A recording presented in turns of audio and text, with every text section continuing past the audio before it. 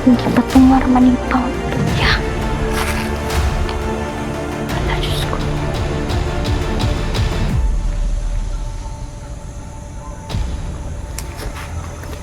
Hoy!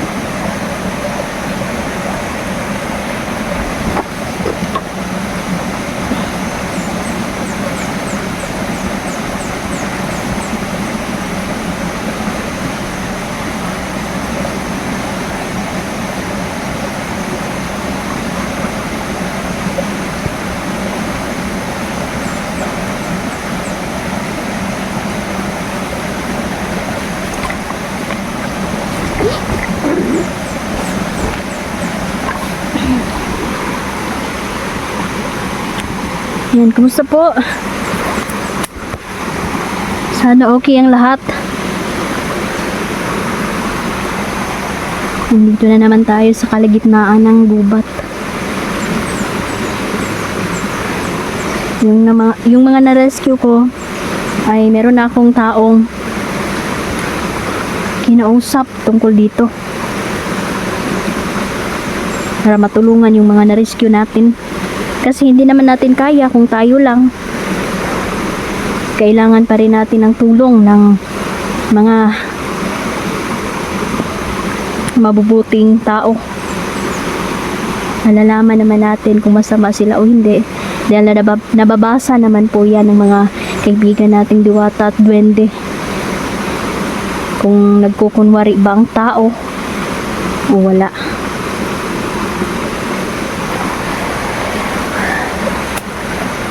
Solo explore pa rin tayo ngayon. Iba-iba yung mission namin. Kailangan mag-ingat kasi delikado ang lugar na to.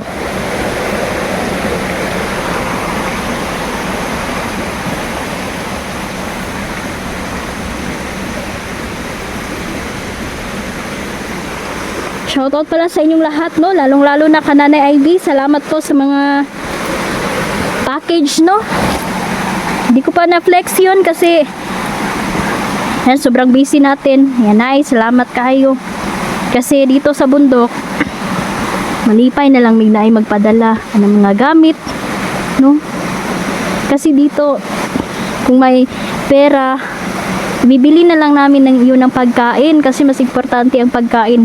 Hindi na kami nakakabili ng mga gamit, mga damit. Yan.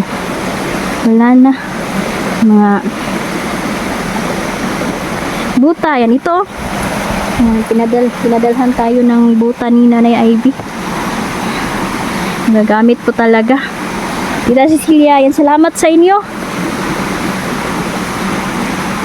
Lalagay ko na lang po ang mga pangalan ninyo sa dulo ng aking video. Salamat po sa inyong lahat. Napakabait nyo po sa amin. Sinusuportahan nyo po kami. Yan, nawawala po yung kaba. Dahil nandyan naman kayo.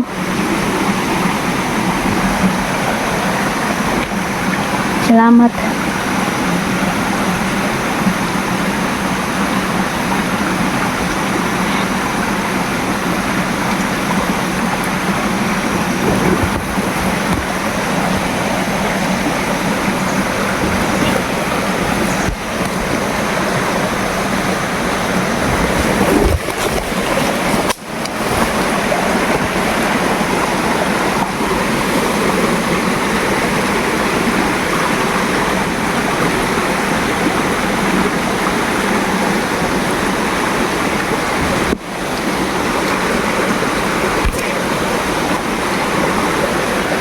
Malapit na namang umulan. Delikado pag nasa ilog tayo kasi hindi natin alam na bilang bumaha ba. Kailangan maging alerto at magmasid talaga sa panahon.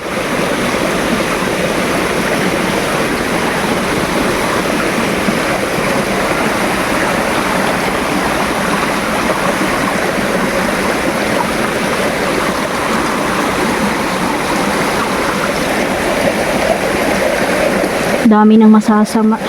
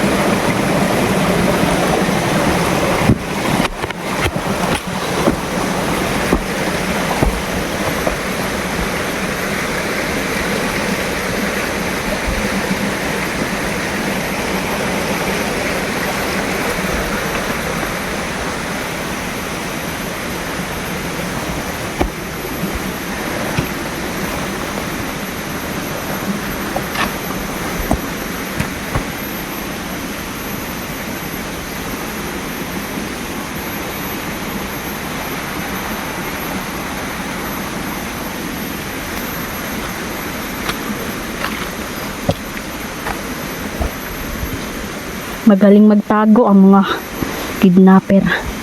Palipat-lipat po sila ng area at natunugan na nila tayo no, na naghahanap na tayo sa mga bata. Napakalawak ng kabundukan. Marami silang pagtataguan. Ngunit mahuhuli din natin sila.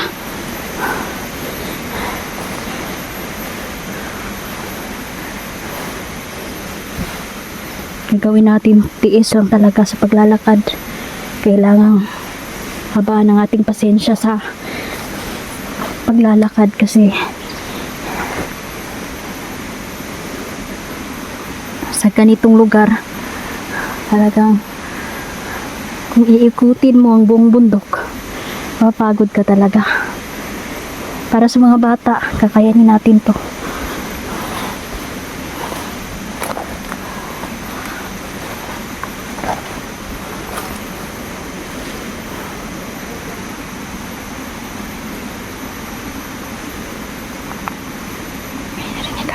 Sasalita.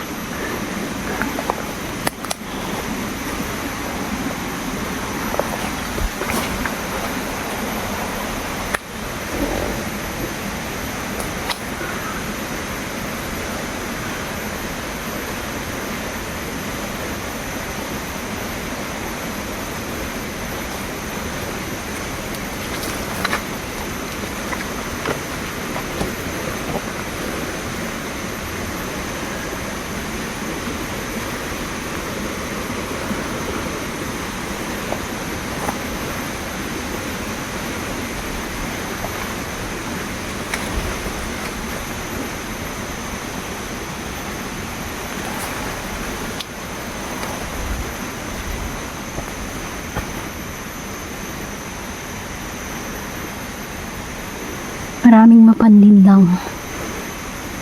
At aasahan na natin na may lalabas para lilinlangin tayo.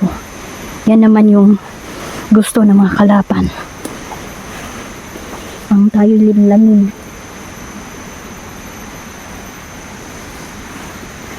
Para mahulog tayo sa kanilang bitak.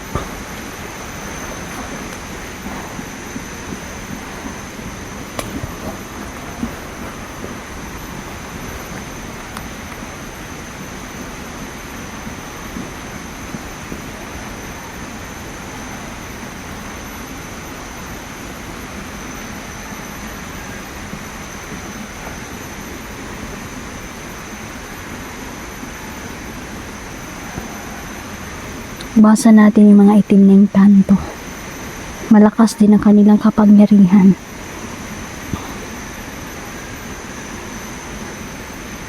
Hindi natin sila kasama. Kasama sila ng mga kalaban. Kaya kahit nasa kabundukan tayo, kahit meron tayong mga kaibigang diwata, kailangan pa rin natin mag-ingat.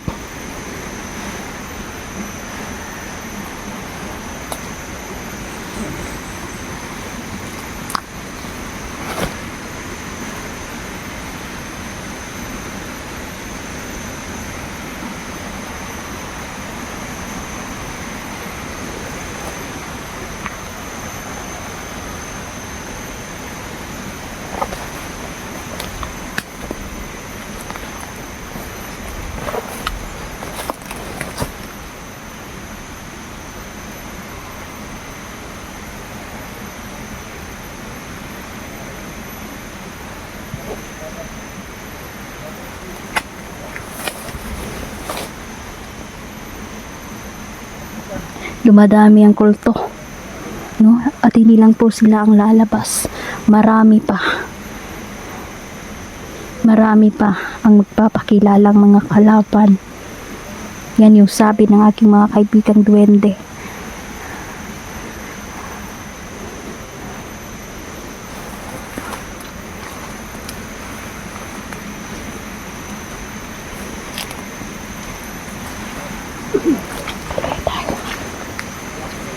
Baba natin dito.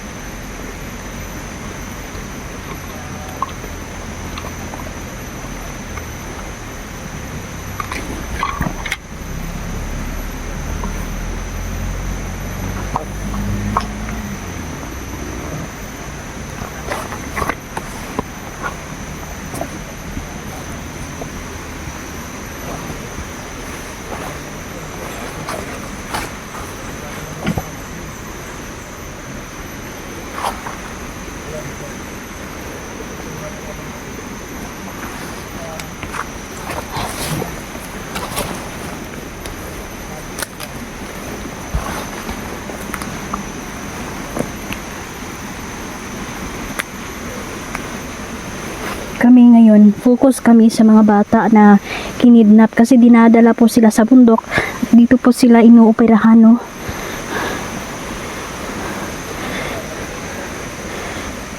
Huwag nang pagalain ng mga bata na mag-isa. Grabe yung sinend sa akin na video. Nagpatabang siya ba sa iyang anak. Yung isa, nakatakas ngunit nahuli ng mga kidnapper at gibuna lang ulo diretso sa pader. Patay ang bata, upirahan dayon na nila sa sulod sa van. Tapos ilabay na lang ang bangkay. Isipin ninyo ba kung gaano sila kasama? Walang awa ang mga to. Walang mga konsensya.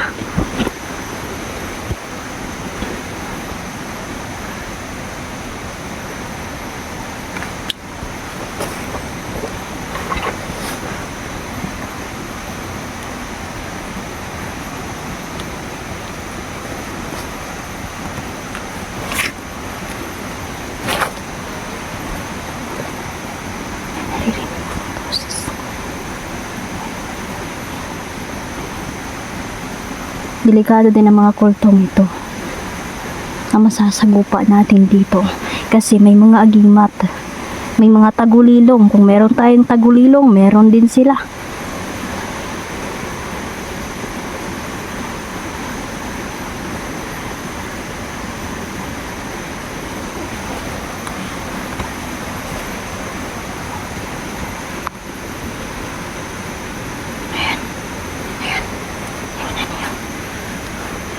Pasupot-supot lang.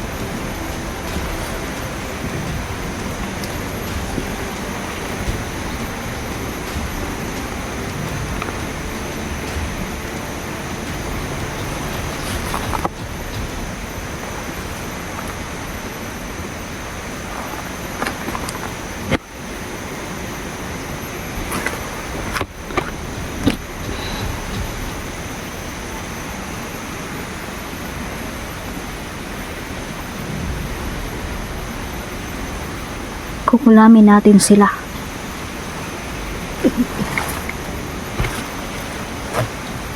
Walang makakatakas sa kulam.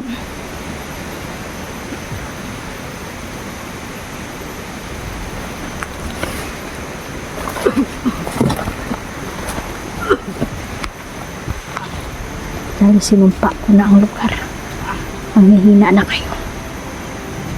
Naalerto siya. Tapos may kalaban. Biglang nawala. Ayun. Ano may kalaban?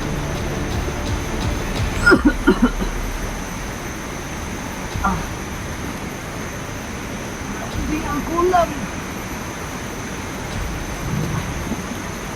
Nanghihina na yan at mamamatay na yan. Yan. Dumudura na siya ng dugo. Bakit pa kasi nahuli sila tuwan daw? Yun lang ang dahilan bakit naghiwalay ng aming mga kasamahan.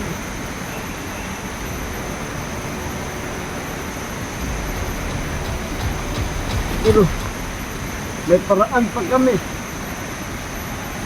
Manuli kami ng mga bata at inibinta namin. Malaking pira naman.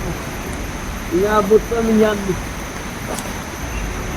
Tulad nung unang bata na kinidnap namin. Pinatay namin.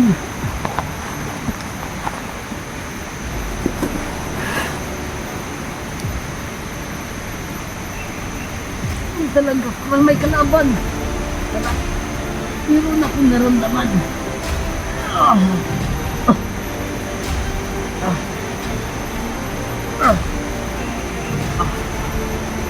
Tulong mo na.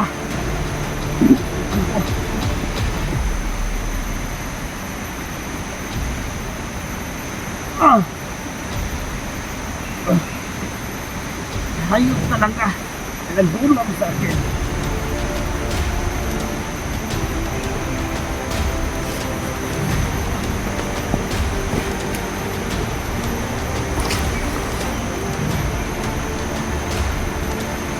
Matindi talaga ang kanilang dalang tagulilong.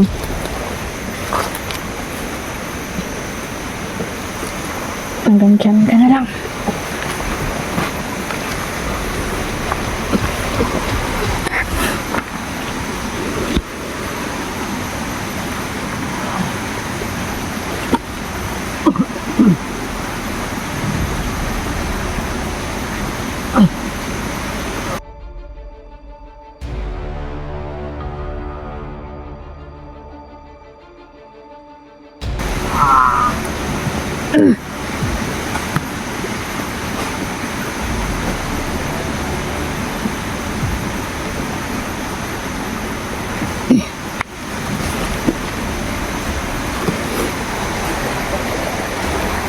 Yan yung binigay sa kanila.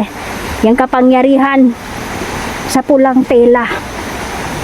Pero nakikita ko wala na yung pagbabago. Biyasa na yan ang aking mga kaibigan diwata. Kung may na-hypnotize, pagagalingin natin.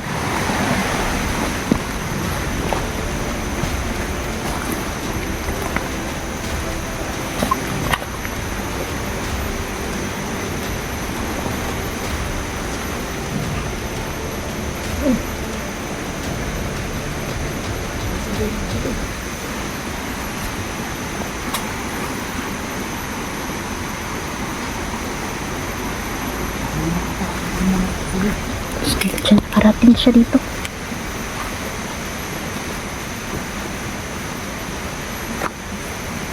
Ay, wala pala. Wala pala yung nakunin yung mga tao si baba. Basta ka na.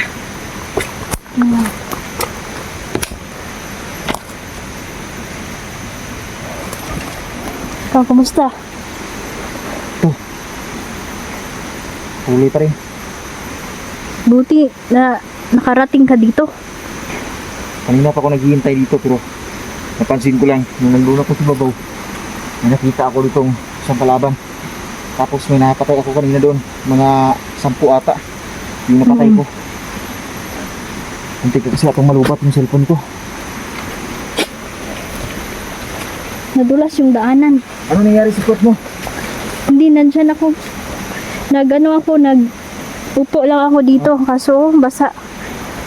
Hindi na kailangang maarti dito sa bundok. Okay lang kahit madumihan yung mga suot natin. Basta safety tayo. Tama, sakto yan. Pwede naman tayong magbihis. Mayang pag-iisip ko doon. Napaka-birigod mo. Kasama na yan. Anong plano mo? Off ka muna tayo. Kamara kayo. Pag-isipan natin yung mga gagawin natin, no? Oo. Ang plano natin, hindi natin ihayag sa camera. Pahinga muna tayo dito. Off cam tayo. Kailangan magplano. Sige. Tal, dito ka naman. Sasama na kita sa mga plano ko ngayon. Malaking tulong ka din. Kasi magkasama na tayo. Maraming salamat din. Kala ko anong nangyari sa'yo pero hindi talaga, may kuwang kampante talaga ako na ligtas ka. Mas Tulong Mas natin delikado pa, kaibigan at sa itaas, unang-una. sabi na aking kaibigan, marami ka daw napatay na commander ngayong araw na to. Maraming kultunil dyan, lumalabas sila. Oo nga. Yun nga yung sabi. At hindi nila mapigilang banggitin yung kanilang mga commander. Kaya nakilala ko na kung sino sila. Ang sino daw? Huwag muna natin tong Alam mo bang i-off cam lang sinabi sa akin ng bigyan natin. nating diwata na si Ligarto daw ay naagnas na. Patay na yun, dyan. Patay na nga daw. Hayaan na natin yun. Hindi na yun mabubuhay. Kasi pag Problema namatay natin sa kasi. kulam, delikado na. Wala nang pag-asa yan. Pag mamatay natin yung isang commander, ay may uusbong-usbong naman na bagong commander. Mas bata. Walang mas katapusan. Walang Pero katapusan, matatapos walang- din ang lahat ng to. Mabuti naman kung ganun. May naririnig ka? May agusos na mga narinig ako. Ang may papunta dito.